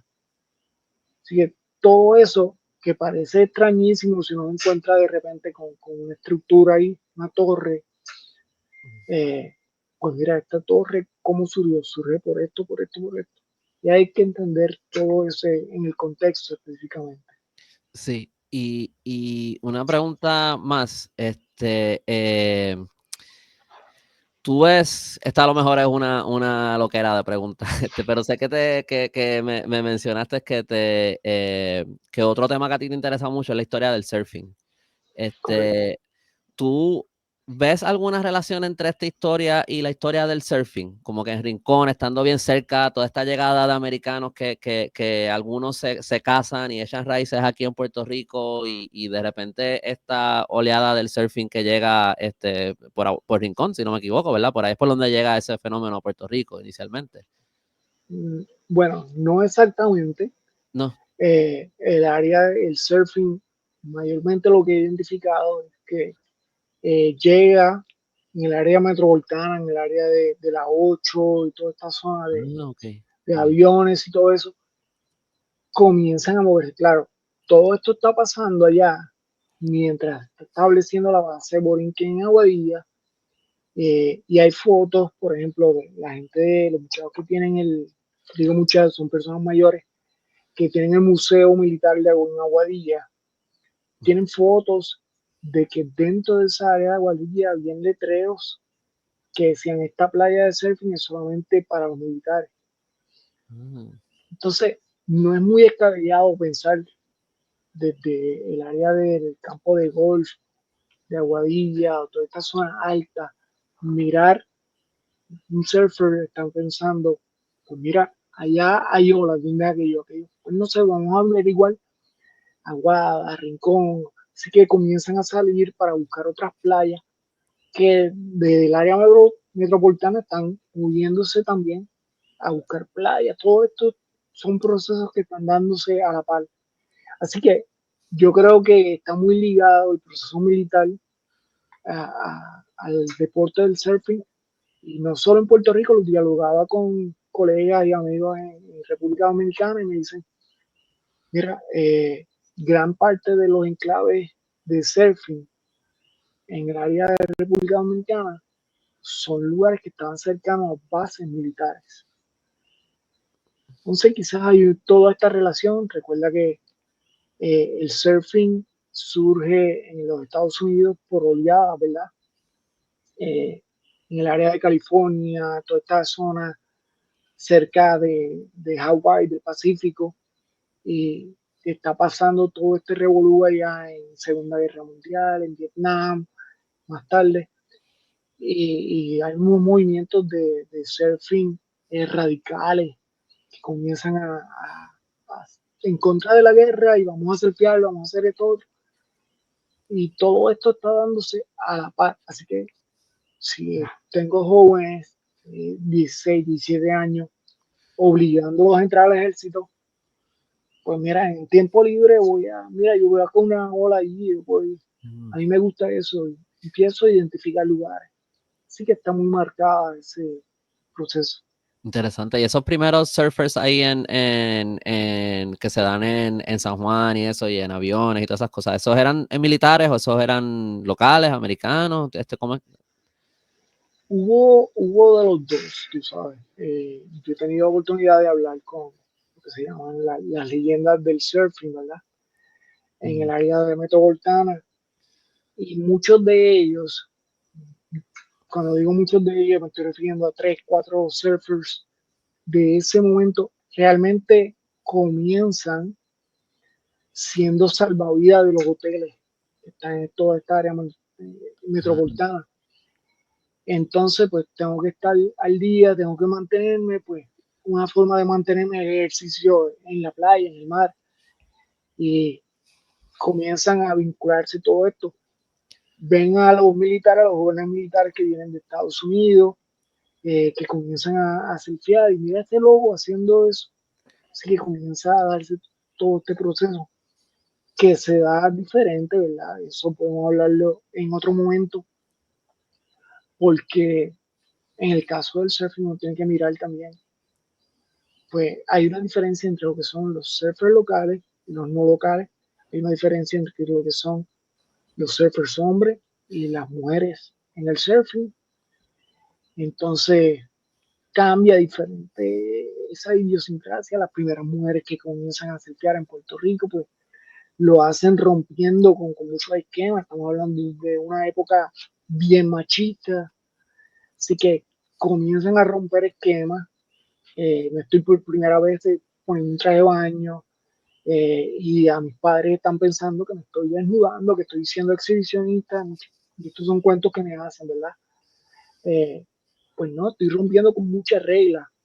En el caso de Rincón acá, eh, cuando el boom comienza, obviamente desde antes ya había surf, pero el boom comienza en el 1968, cuando se dan las cuartas competencias mundiales de surfing, que eran las cuartas, pero era la primera vez que una mundial de lo que sea en Puerto Rico se estaba haciendo. Y entonces eso marca todo esto. Hay muchos relatos de, de personas, yo tuve oportunidad de entrevistar varias personas en Rincón y me decían, era cambiar la mirada porque de repente había un montón de mujeres caminando por el pueblo en traje de baño, los hombres sin camisa, un pueblo pequeño que estaba bien marcado en esta visión conservadora. De repente llegan todos estos locos peludos, estaban teniendo sexo, usando drogas, caminando por las calles. Eso cambia un poco no, cambia bastante la idiosincrasia del pueblo y todos esos choques se están dando en todo el proceso. Y yo lo veo, yo creo que está muy relacionado también a esta parte militar. Sí, posiblemente también se pueden ver algunos paralelismos y algunas diferencias bien grandes en ese proceso que se está dando en Rincón versus lo que se está dando en Aguadilla. O sea, me imagino que es bien diferente en muchos aspectos. Pero también a lo mejor sería interesante hacer ese contraste en algún momento. Y eso que mencionas, aunque a mucha menor escala, pero algo eso que mencionaste de nada más de ver a la gente por ahí caminando en traje de baño por las calles de Rincón, me recuerda un poco durante la pandemia, cuando salieron esos videos de los turistas en plaza en traje de baño, que también fue una cosa que, Chocó. sí, me imagino que no es el mismo, que es una escala menor de shock, pero también fue algo que pasó en tiempos recientes. Y nada, antes de cerrar, sí te quería preguntar, alguna, digo, aparte, no sé si a lo mejor había algo más que querías tocar del tema que no pregunté, pero algunos pensamientos finales o conclusiones de lo que fue eso de ese proceso en Aguadilla. Mira, obviamente este proceso que terminó con este libro no es final. Uno tiene que volver a revisitar todo esto. Obviamente, quizás otros historiadores vengan y vean los mismos documentos que yo y ven otra mirada y nunca la historia es final, uno siempre está haciendo cambios. Entonces, ver cómo esto se está dando en la misma época, como te dije, en otros pueblos, en Isabela, en Rincón, más allá de pensar en Vega Baja, en Vieques, en Ponce, lo que estaba pasando con estos enclaves militares. En estos días escuchaba a un historiador de aquí de Puerto Rico hablando de enclaves militares. Claro, está dando más un énfasis a las estructuras que me parece fascinante, ¿verdad? Eh, Cómo llegaron estas estructuras, los faros, las distintas baterías, donde estaban ubicadas, todo eso cambia esa infraestructura y cambia la visión social del lugar.